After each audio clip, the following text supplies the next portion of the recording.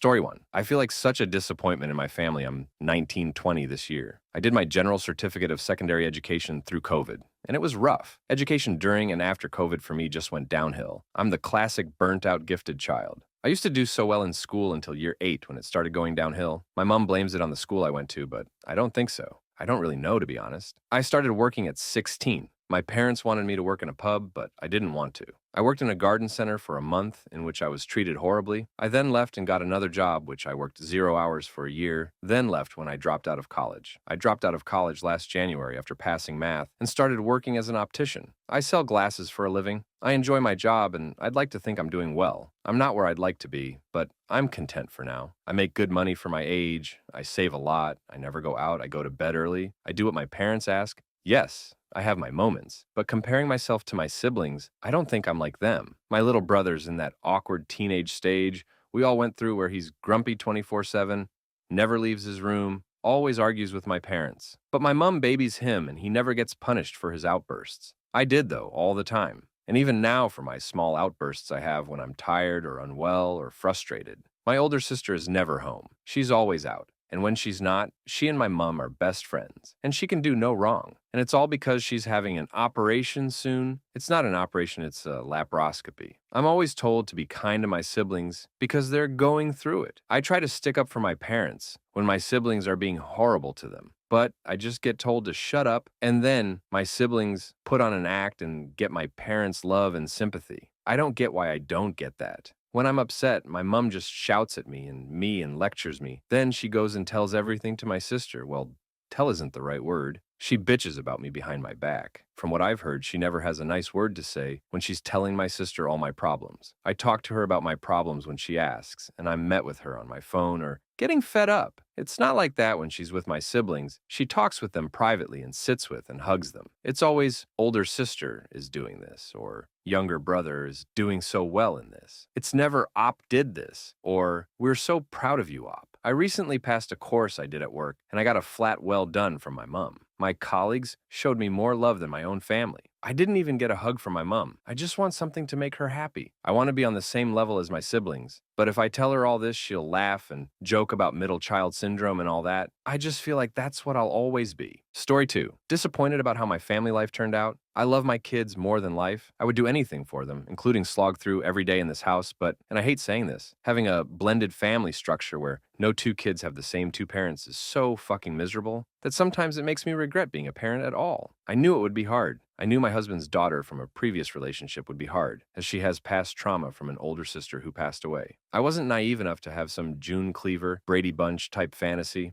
about even my own kids, and I would never have been a parent to try forcing anyone to be more than civil, but I thought it would be somewhat of a family eventually, and instead, I'm a group home manager. Nobody here views themselves as being related at all. No matter how much therapy we faithfully attend and workbooks and techniques we try, the best we can get is a junior roommate house on a hair trigger. No family dynamic whatsoever. Every child views themselves as an only child with a completely individualized relationship to their in-home biological parent and nothing else. Nothing can work the same way it does in a real family. The kids legally can't share bedrooms, so we need a 4-bedroom house. There have to be locks on every door with alarms, or there will be mental health episodes and kids will run away. There's never been abuse in this house, but past events from the other parents means CPS is ever present. Trips require a huge Airbnb. It's so bad that my son, 15, actually thought it would be acceptable to try to date his half-sisters, same mom, different dad, brother on her dad's side, as if that totally wouldn't be any issue at all, just because there's no blood relation to him. No thought about how that might be awkward for the shared sister they have, because why would it? It's so fucking miserable here all the time, no matter what we do.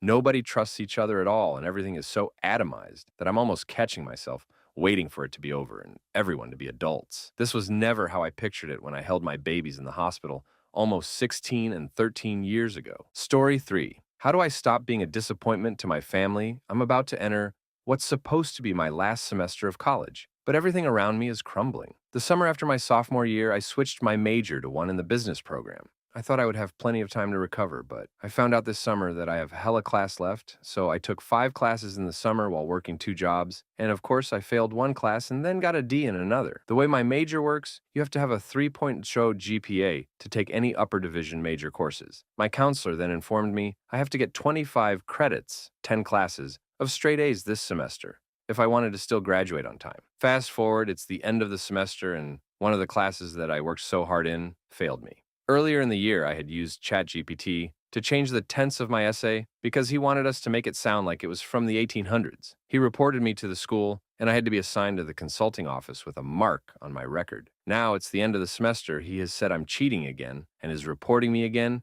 and has given me a F in the class. I'm scared that I'll be expelled because this is technically my third offense, because freshman year I got in trouble for the wrong citations. This means all the work I've been doing is for nothing. I'm currently taking a winter class that I don't even know if they'll count after the punishment is decided, as well as my family berating me for not having a 3.5 GPA and above. How can I even tell them this? I'm a first-generation immigrant, the oldest out of my immediate family, and it's embarrassing that I'm struggling so hard when everyone else in my family has done it. I'm the only 21-year-old I know in the world who cannot drive. My roommates hate the house we live in, and they have all decided to move to a different house far from school in the middle of the year. I also have an autoimmune disorder that causes extreme pain in my joints, but I've never been able to get a name to the disease, and I've been using weed to self-medicate for that and add. But at this point, I can't tell if it's helping or making it worse. Lastly, I'm not passionate about anything. Even my new major, I could care less about. It's like I'm doing it to just graduate. How do I care about things, others, and have drive? It feels like I'm just going through the motions, and I know I can't always be the victim. I've been struggling with not viewing things from an I perspective and taking accountability for my actions. How do I start?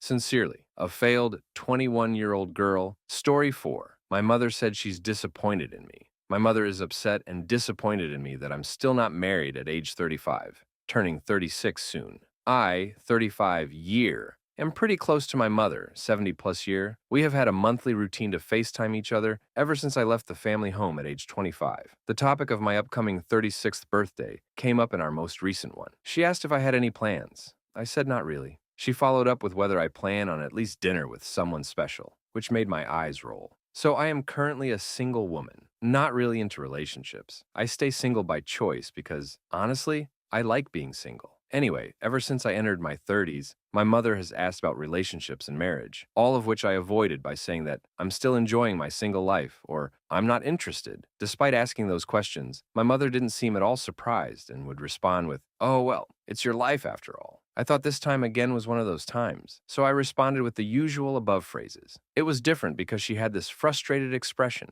She asked if I'm a lesbian, which I responded that I'm not. She pressed on further, saying that she's okay with it as long as I find someone nice. I got frustrated and told her, "Mom, no, I'm not a lesbian, and as I told you probably for the 100th time, that I'm not interested in seeing anyone. I'm not interested in getting married." She was quiet for maybe a minute, then said, "But you're already 35, turning 36 soon. Why?" I explained to her again that I enjoy my single life. I have nothing against marriage. I'm not saying marriage is bad, but I'm just not interested. I just can't imagine myself being married. I may find myself in a relationship someday. When it does happen, that's when I'll think about marriage. But it's probably not going to happen anytime soon. Immediately, she started crying and told me that she's disappointed in me. I asked her why she was disappointed. She said that because I'm the only daughter, she spent her whole life dreaming of my marriage. The whole wedding dress shopping thing, meeting my future husband, looking forward to grandchildren, etc. Sure, my brothers are married and she has a good daughter-in-law relationship with their spouses. But she wants to see me married. She also said how my father's still looking forward to walking me down the aisle. Be proud of how much I've grown since I was always his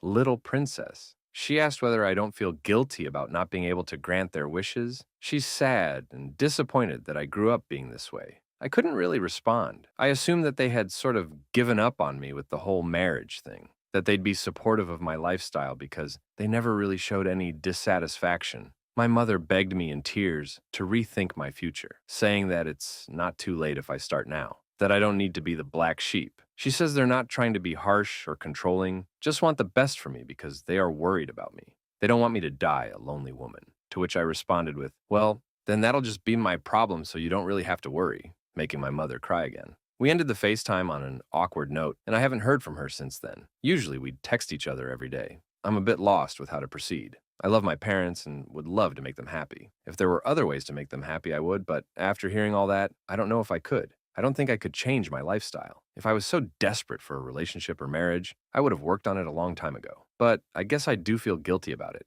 It's a sucky feeling knowing that my parents are disappointed in me. Can anyone relate? Am I being selfish for making my parents sad? For context, my family is Asian American, so it could be a cultural thing. Story 5. My mother is disappointed in me because I don't want to have a child. My fellow witches, I'm honestly feeling down because of this conversation I had with my mother yesterday, and I hope that this isn't against the rules here because I don't know where else to go. Sorry in advance because this may be a long post, but I just want to explain myself. Quick summary. I never had a small child or baby around me when growing up or ever. When we saw a baby and, for example, I was asked to hold them, my mother said not to touch the child because they are very fragile and I could hurt them. So I literally know nothing about babies. I never held them and have this internal fear about hurting them without even wanting to. My father left us when I was just 2, and my mother had to struggle being a single mother. At my same age, she is already 5 years old. I have seen her suffer so much. I have seen her literally sit on the ground like a child and cry while hitting the ground with her hands when I was around 7.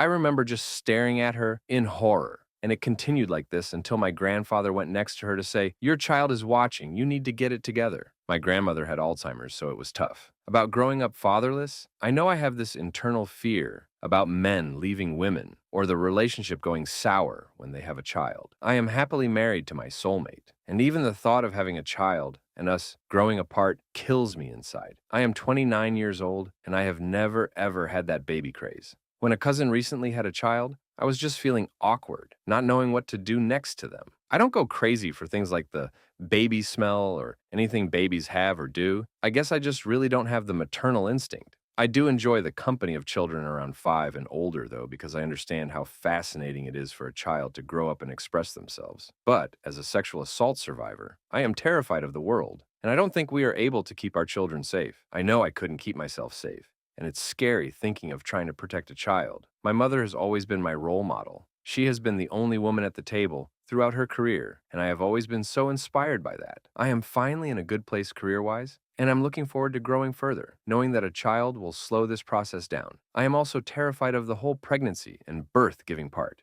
Hearing my colleagues speak about the horrors they faced always makes me feel like throwing up. It's unbelievable how little the technology improved there and how women are left to suffer. Add to all of that my polycystic ovary syndrome diagnosis at college, when the doctor said I will probably never have a child, and me having to come to terms with something I didn't even know if I wanted at 19. So here I am at 29, finally with a stable job and a stable home with my husband, in a different country than mine. It is his home country, so with no friends and family who could support me emotionally. There is also this whole part where she had relatives helping her while I am by myself in a country where I am not a native. Just finally, and for once, wanting to actually enjoy my life. My husband agrees, and we are on the same page. Being asked in the most random and coldest way possible by my mother, "So then you just don't want any kids and that's it?" really crushed my soul. I am an honor student who has lived her life trying her hardest to make her mother proud. She had never sounded this disappointed in me. I always made sure she wouldn't be. And when she did something I feel so weak about, I felt like never talking to her again.